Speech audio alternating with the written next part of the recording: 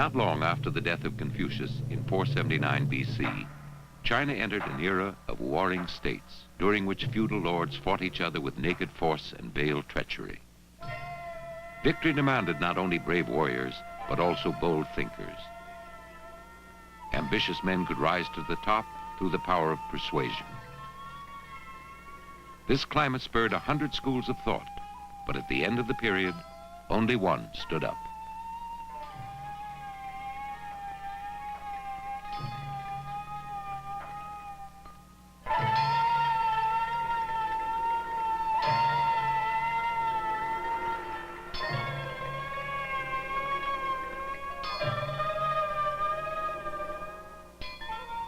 After the 4th century, the Zhou king controlled only a small area and became a figurehead.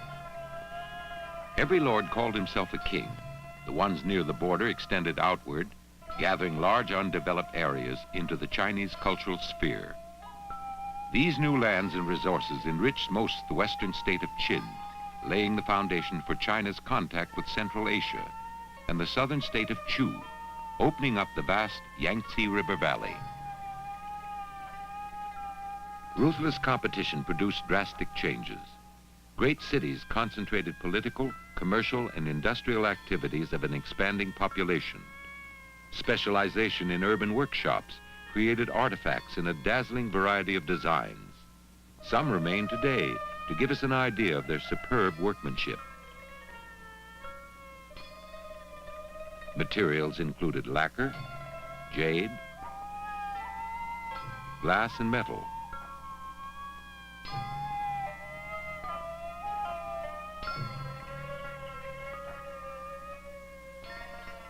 The growth of trade stimulated the circulation of money.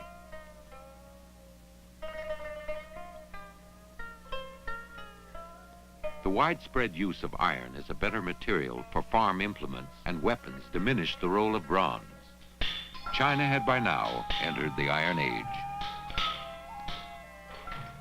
With the dismantling of the geopolitical familial system, land was no longer the preserves of hereditary nobles. The new landowning class who hired tenant farmers included powerful ministers, merchant princes, and victorious generals. To increase crops, they favored new techniques, such as animal traction for plowing.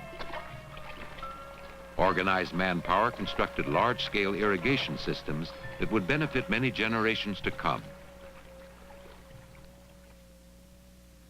Innovations in weaponry included the crossbow, probably invented around 400 BC. This short-range, flat-trajectory weapon of great accuracy added much power to the infantry.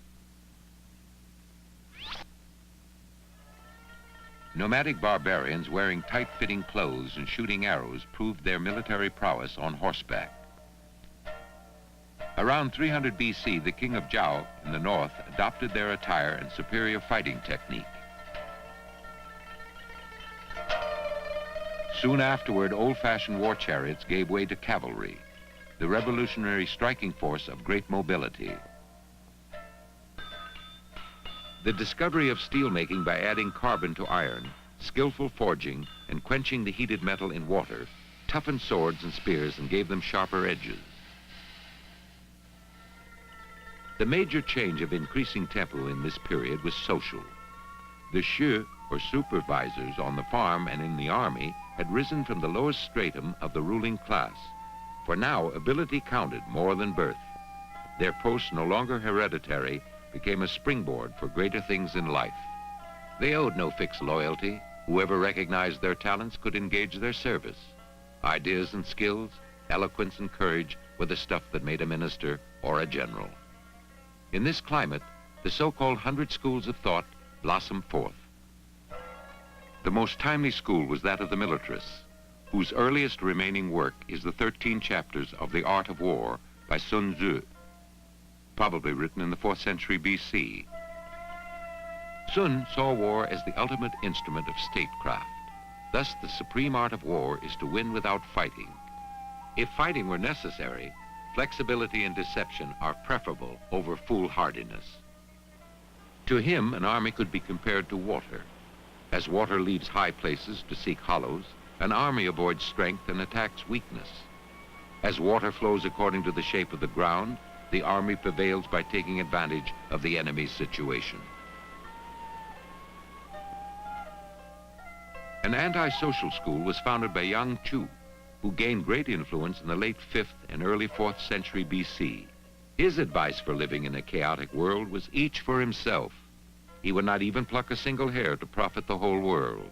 This was in direct contrast to the teaching of Modi, who would rush into danger to rescue others. These two extreme views were attacked by Mencius, who ranked second only to Confucius in the Ru or literati school. He championed the theory that human nature is good. A ruler should concern himself with what is humane and righteous rather than what is profitable. He should extend his own goodness, or Jin, to benefit all his subjects. Thus, the Confucian world is a moral one, a world built on the morality of leaders and followers. A century later, a different voice arose in the Confucian camp. Sun Tzu, the third greatest figure after Confucius and Mencius, believed that human nature is mean. Therefore, it is necessary to control superior men through education and inferior men through punitive law. In order to survive, man needs cooperation and social organization bound by rules of conduct. So Sun Tzu was a realist, as Mencius was an idealist. Another school, whose thoughts were truly revolutionary and grand, expounded the concept of Tao, expressed poetically in a book attributed to the legendary founder Lao Tzu. What is Tao? It is the beginning of all things, eternal and unnameable, and the way of nature. Tao is, for example, the reversing of direction when an extreme is reached. When the world reaches complete chaos, peace will come about. There is a subtle relationship between opposites. The most yielding is capable of mastering the most unyielding, as water wears down rocks. Thus Lao Tzu taught, "Be meek so you shall be strong. Be hollow so you shall be filled." Lao Tzu hated all artificial things and called for simplicity. For colors blind the eyes, notes dull the ears, tastes fatigue the mouth, knowledge stirs desires. Great wisdom is like ignorance, and man should return to the innocence of nature. His follower, Zhuang Zhu, developed this theme further. Zhuang associated happiness with following nature and evil and pain with interfering with nature. As he put it, oxen and horses, creatures of nature, are pained by halters and nose strings.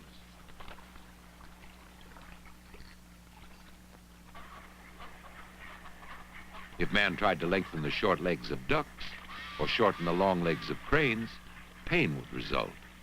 The free and full development of nature is contrary to man's desire to establish uniformity through laws, morals, and institutions.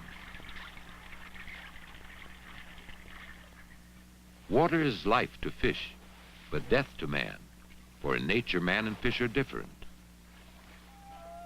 Individuals are different, therefore they cannot be governed by the same set of laws or moral code. An opinionated man is like a frog in the well. His sky is but a tiny patch of blue, yet he insists what he sees is the whole sky. The perfect man is one with Tao, which does nothing, yet leaves nothing undone. When one places oneself on the level of Tao, there is no finite point of view such as right or wrong, this or that. The essence of Tao, like the center of the circle, does not change, while right and wrong, this and that, are changing endlessly around the circle. With one great leap into the realm of Tao, one could feel unity with heaven and earth and everything within the universe. He who loves all things equally does not distinguish between self and non-self. According to Zhuang Zhu, the universe is the unity of all things. Life and death, end and beginning, are but as the succession of day and night.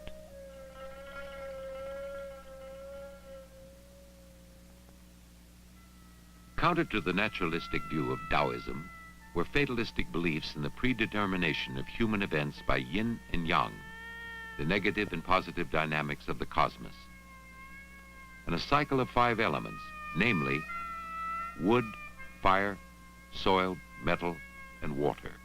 By associating human affairs to their creative order, for example, water creates wood, or to their destructive order, for example, water overcomes fire, this school calculated the fortunes of state and man. Yin and Yang were also expressed in numerical terms by the Book of Changes, which originated from the early Joe method of divination, through interpreting combinations of odd and even numbers that resulted from shuffling milfoil stalks. 3 undivided lines, or odd numbers, represent Yang, the heaven and father. 3 divided lines, or even numbers, represent Yin, the earth and mother. They produce 6 other trigrams of sons and daughters.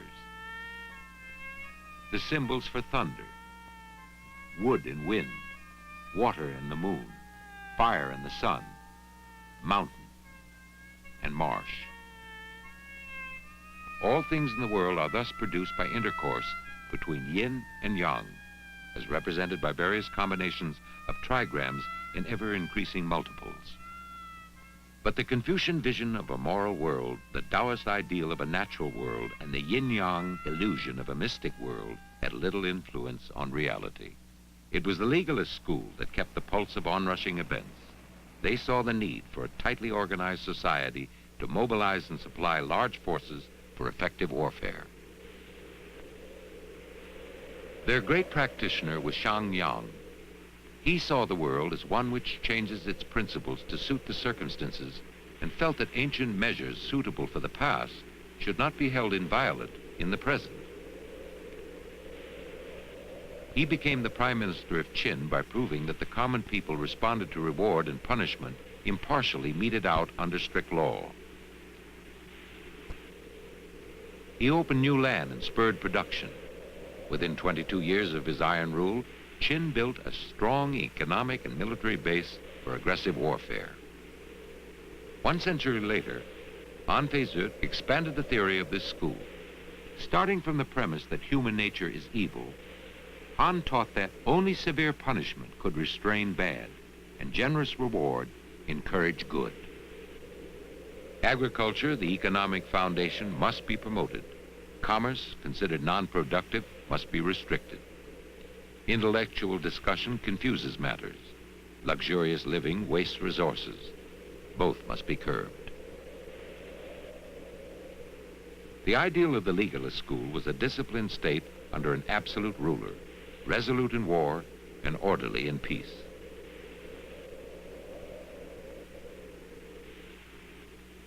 The binding force of this society was law, definitely declared and faithfully enforced, leaving no chance to the haphazard nonsense of humanity and righteousness, morality, or virtue.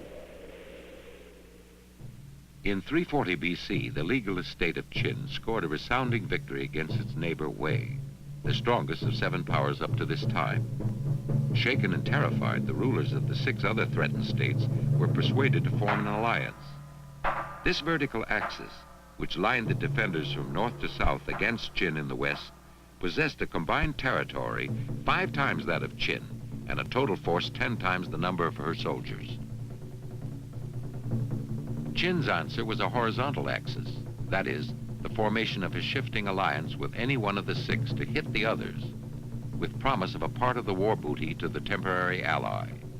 As the weaker 6 were beset by inner conflicts and mutual suspicions, the single-minded aggressor succeeded in breaking up the vertical axis and carrying out piecemeal annexation in the next 100 years.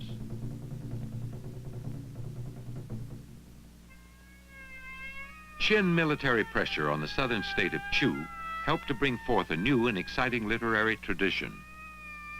The patriotic poet of Chu Yuan foresaw the impending doom of his country, which was ruled by a succession of self-indulgent kings. His deep grief and frustration before turning into desperation and suicide found sublime expression in a new poetry, enriched by Chu's shamanistic world of ghosts, spirits, immortals, and other supernatural beings. His romantic verse contrasted with the poetry of the North, which was simple, human, and sometimes solemn, reflecting the matter-of-fact temperament of a history-oriented people. This period of incessant warfare also created opportunities for a new breed of men who bought power with wealth. Such was Liu Puwei, a merchant extraordinary. Liu learned from his father that the maximum profit from farming was 10 times, from trade 100 times, but from investing in a future king, incalculable. He gave his own mistress to a hostage prince whom he returned to the state of Qin through bribery and intrigue and elevated to the throne. Liu Puwei, the great hunter of fortune, was rewarded with the prime ministership and a fiefdom of 100,000 families.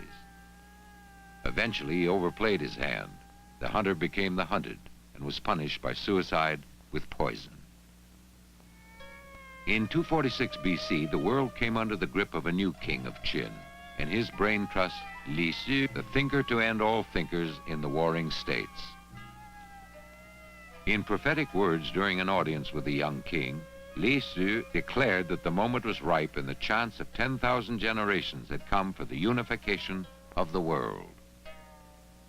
Following the policies of the legalist Shang Yang, he perfected the use of human beings as pawns of the state and drove them to work and fight through reward and punishment.